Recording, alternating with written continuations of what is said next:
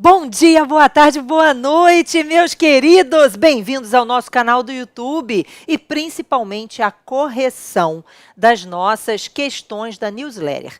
Então, se você já assina a newsletter, ótimo, estamos muito felizes com isso. Você vai receber toda semana a atualização com questões selecionadas, questões propostas de direito penal e de direito processual penal. Às vezes uma questão objetiva, às vezes uma questão discursiva, outras vezes uma questão de prova oral. Enfim, a ideia é garantir não apenas a sua atualização legislativa e jurisprudencial, mas também o seu aprendizado, o seu estudo, a compreensão da matéria. Afinal de contas, eu e a Claudinha sempre fizemos isso a vida inteira. E agora, mais do que nunca, através desse projeto tão lindo, que é o Projeto Penal com Elas. Então, se você já assina a newsletter, vai continuar recebendo tranquilamente. Se você ainda não assina, aqui embaixo, na descrição desse vídeo, você vai encontrar o link para fazer a sua assinatura e acompanhar e receber aí no confortinho do seu lar, na sua caixa de e-mail, a newsletter semanal ou quinzenal. Vai depender da quantidade aí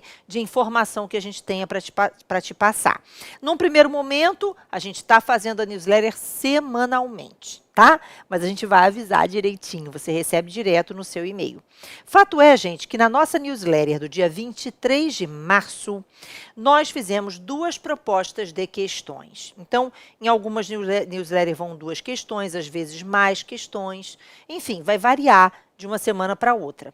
Mas na última newsletter, do dia 23 de março, nós tivemos, na verdade, uma questão de penal, que a Cláudia corrigiu com vocês, o vídeo está aqui nesse canal, e a outra questão é uma questão sobre a Lei Maria da Penha. Gente, e é uma questão que foi selecionada por nós, ela caiu na prova de delegado de Polícia Civil do Rio Grande do Sul, e ela foi selecionada exatamente porque muita gente ainda cai nessas pegadinhas relacionadas à Lei 11.340 e as implicações do crime ter sido praticado contra a mulher no âmbito doméstico e familiar.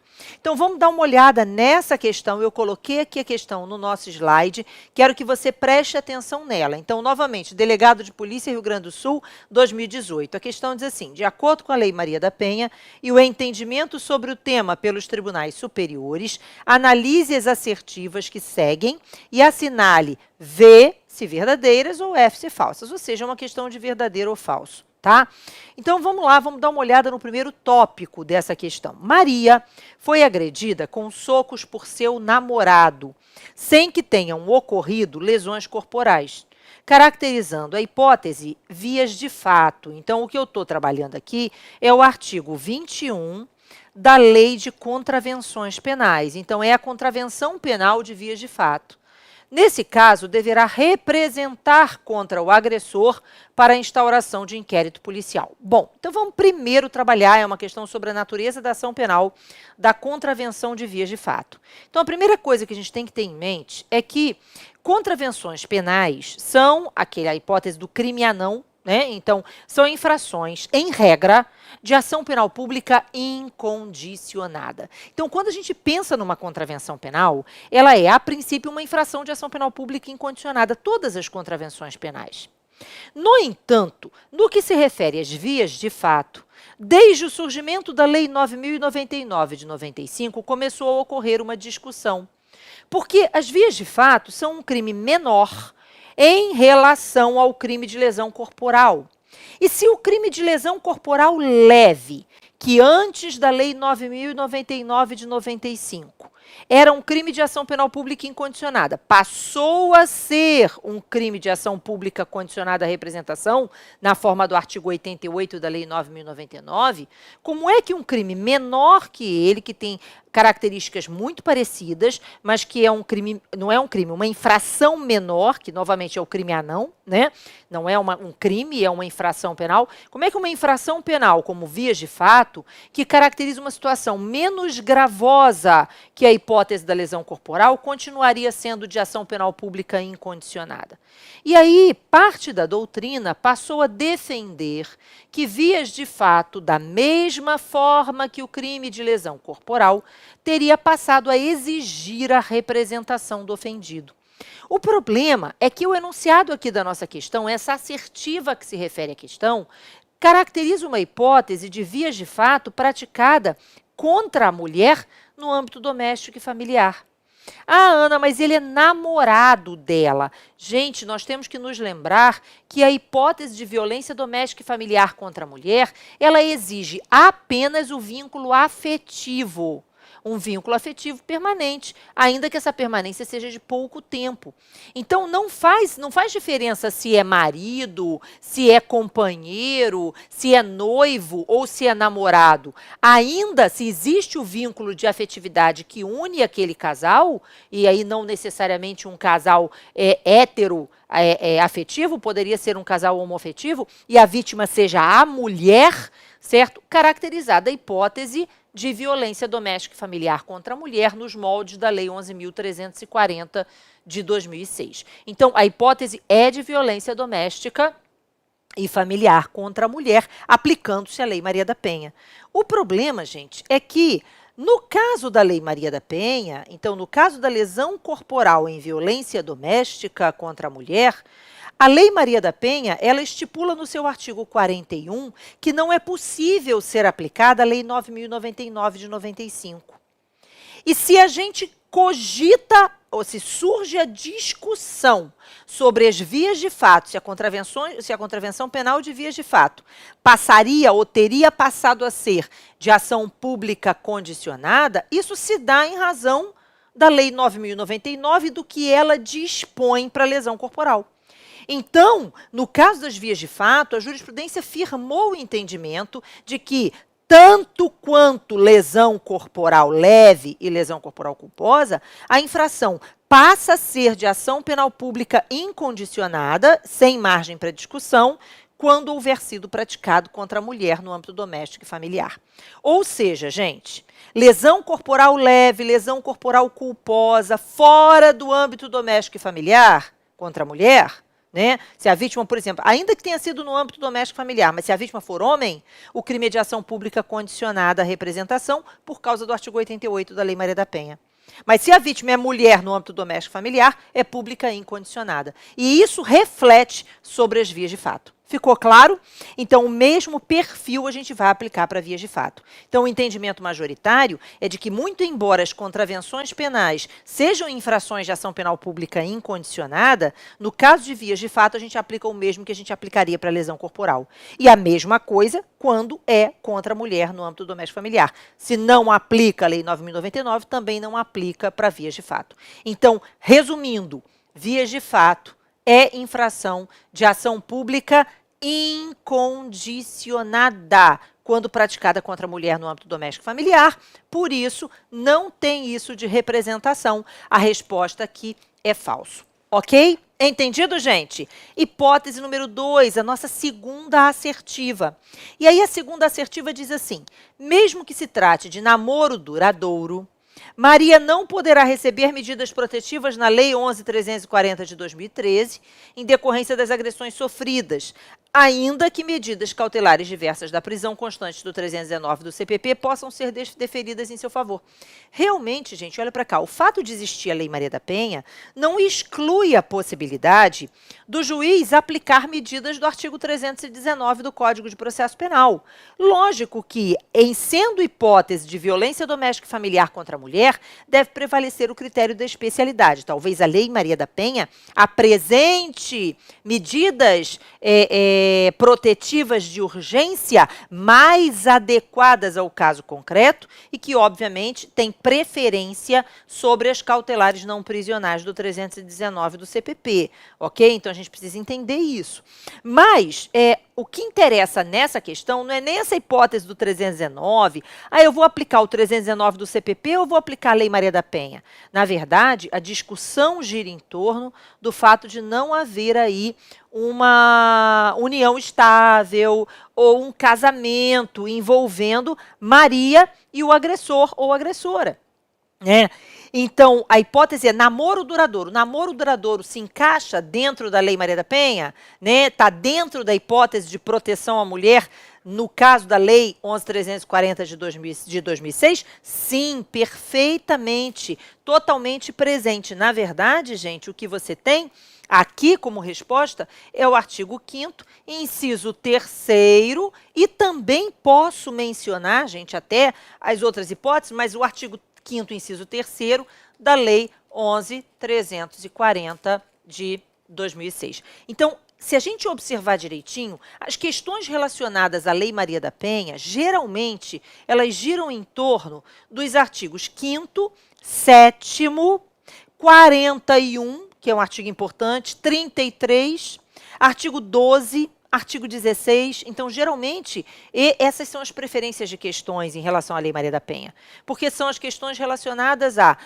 quando é que se estabelece uma relação íntima de afeto, quando é que se aplica a Lei Maria da Penha efetivamente. A Lei Maria da Penha atinge apenas os crimes de lesão corporal, feminicídio, ou existem outras infrações que são abarcadas ou alcançadas também, que protegem a mulher no âmbito doméstico e familiar? E outras infrações também, como, por exemplo, crimes patrimoniais, crimes contra a honra. Então, a gente tem que parar de achar que violência doméstica e familiar contra a mulher é apenas feminicídio e lesão corporal. Existem inúmeras infrações possíveis em que a vítima pode ser mulher e tenha sido sofrido essa infração dentro do âmbito doméstico e familiar. E o que é âmbito doméstico e familiar? Então, o artigo 7º mostra que não é apenas a violência patrimonial, também inclui a violência psicológica, a violência moral, a violência física, moral, psicológica, não é apenas a física, moral, patrimonial, psicológica, certo? E o artigo 5º mostra o que é efetivamente que caracteriza uma unidade, uma união, né, na verdade, uma situação de doméstico e familiar. Então, o que você tem aqui é, no artigo, na primeira assertiva, o artigo 41 da Lei 11.340 é a chave da nossa questão, certo? No item número 2, a resposta está no artigo 5º, inciso 3º. Então, basta uma relação íntima de afeto, independentemente de haver coabitação, independentemente de haver união estável ou casamento. Então, a alternativa é falsa. Então, mesmo que se trate de namoro duradouro, Maria não poderá receber medidas. Maria poderá receber medidas protetivas de urgência, o que não impede a aplicação do artigo 319 do CPP, se for aplicável, se não houver uma medida adequada dentro da Lei 11.340. Hipótese número 3. Quando um irmão agride uma irmã namorada comum, tendo se valido...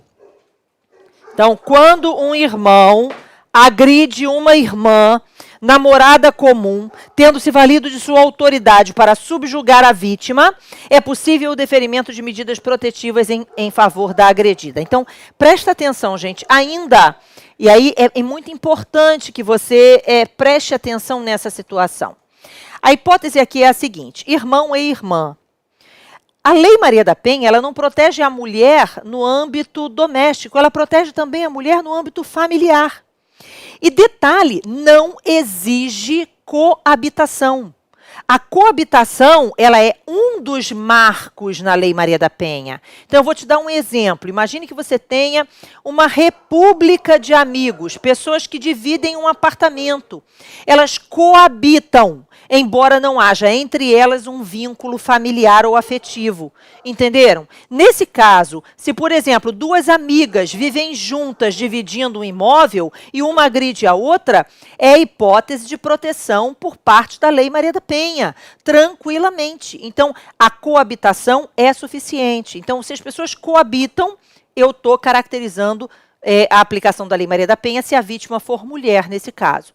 Da mesma forma, ainda que não morassem juntos e o irmão agredisse a irmã, ou uma irmã agredisse a outra irmã, o que você teria é que a irmã agredida, se ela foi agredida no âmbito ela foi agredida no âmbito familiar, e por isso caracteriza também uma hipótese de proteção por parte da Lei Maria da Penha. Então, essa questão aqui, e essa hipótese se encaixa tanto no artigo 5º, inciso 2, que fala da unidade familiar, independentemente da coabitação, como no inciso 3, certo? Então, eu tenho 3 e 2 respondendo essa assertiva. Então, quando o irmão agride uma irmã, veja, e aí eu vou fazer esse parênteses, estando namorada comum ou não. Então, havendo coabitação ou não. Mas quando o irmão agride uma irmã, tendo-se valido de sua autoridade para subjugar a vítima, é possível o deferimento de medidas protetivas de urgência verdadeira. Essa é a única dentre essas assertivas que a gente está analisando que é verdadeira na hipótese, ok? Agora vamos lá. O delito de estupro contra a mulher maior de 18 anos é processado mediante ação penal privada. Nós sabemos que a origem lá no Código Penal, em 1940, né, do estupro, era como crime de ação penal privada. A regra do estupro era de ação penal privada até a Lei 12.015, de 2009. Então, no ano de 2009, o estupro, em regra, passou a ser um crime de ação penal pública condicionada à representação. Então, do ano de 2009 para frente, nós passamos a olhar o estupro como um crime de ação pública condicionada, salvo aquelas hipóteses, havendo violência real, da súmula 608 do STF, se a vítima fosse menor de 18 ou por outro motivo vulnerável, né, se houvesse resultado morte, lesão grave, aí, lógico, o crime passava a ser de ação penal pública incondicionada. Então, nós tínhamos situações de ação penal pública incondicionada, mas a regra geral, uma mulher maior de 18 anos que não fosse vulnerável, certo? Que não houvesse violência real, nem coisa nenhuma, era hipótese de ação penal pública condicionada à representação. Só que aí surgiu a Lei 13.718 no ano de 2018, né? E aí, quando surge a Lei 13.718, a Lei 13.718, ela muda esse panorama. E a gente passa a encarar o crime de estupro como sendo de ação penal pública incondicionada em todas as suas modalidades. Esse é um ponto que a gente perde muito tempo nas aulas sobre ação penal explicando, né? Porque a gente tem que chegar para você e mostrar, olha, aqui é uma questão de aplicação da lei penal no tempo, porque a natureza da ação penal é uma norma de natureza mista. Então, toda vez que ocorre uma alteração da natureza da ação penal, a gente tem que lembrar que ela não retroage em prejuízo do réu. Mas se a gente pensa na data de hoje, o crime de estupro é, independentemente de quem seja vítima, em que condições ele foi praticado e tudo mais, a partir da Lei 13.718 de 2018, passa a ser uma infração de ação penal pública incondicionada, ok? Então, tá errada, ó. Então, desde a Lei 13.718 de 2018, é ação penal pública incondicionada. Agora, a gente tem que lembrar que entre 2009 e 2018, o que nós tivemos foi pública condicionada por um determinado período. Mas é falsa essa afirmativa. Ação penal privada só se o crime tiver sido praticado antes da Lei 12.015 de 2009, que é de agosto de 2009, tá? Agora, finalmente, olha só, essa aqui, sinceramente, essa questão foi escolhida por conta desse crime. É um erro. Muita gente acha que a Lei Maria da Penha alterou a natureza da ação penal em todos os delitos. Isso não é verdade. A Lei Maria da Penha alterou a natureza da ação penal no crime de lesão corporal. E ela não fez isso de forma expressa. A Lei Maria da Penha, no artigo 41, diz que não se pode aplicar a Lei 9.099 aos casos de violência doméstica e familiar contra a mulher. No momento em que eu não posso aplicar a Lei 9.099, e é na Lei 9.099 que está a exigência da representação para lesão corporal leve e lesão corporal culposa, e eu não posso aplicar esse artigo quando a vítima for mulher no âmbito doméstico familiar, lesão corporal passa a ser um crime de ação penal pública incondicionada quando praticado nessas condições, ou seja, nas condições exigidas ou estabelecidas pela Lei 11.340 de 2006. Então, por isso é que lesão corporal volta a ser, quando praticada contra a mulher no âmbito doméstico familiar, volta a ser um crime de ação pública incondicionada. Mas se for uma vítima homem, é pública condicionada à representação. Se for uma vítima mulher, mas não tiver sido praticado no âmbito doméstico familiar, é pública condicionada à representação. Os outros crimes não tiveram a natureza da ação penal alterada. Ameaça, se for praticada contra a mulher no âmbito doméstico e familiar, continua sendo pública condicionada à representação. Injúria, calúnia, difamação, dano, continuam sendo aplicadas regra geral, né, como infração de ação penal privada. Então, você tem hipóteses de ação penal privada praticada contra a mulher no âmbito doméstico familiar, contra a mulher, sim. Calúnia, difamação, injúria e dano são os grandes exemplos, né?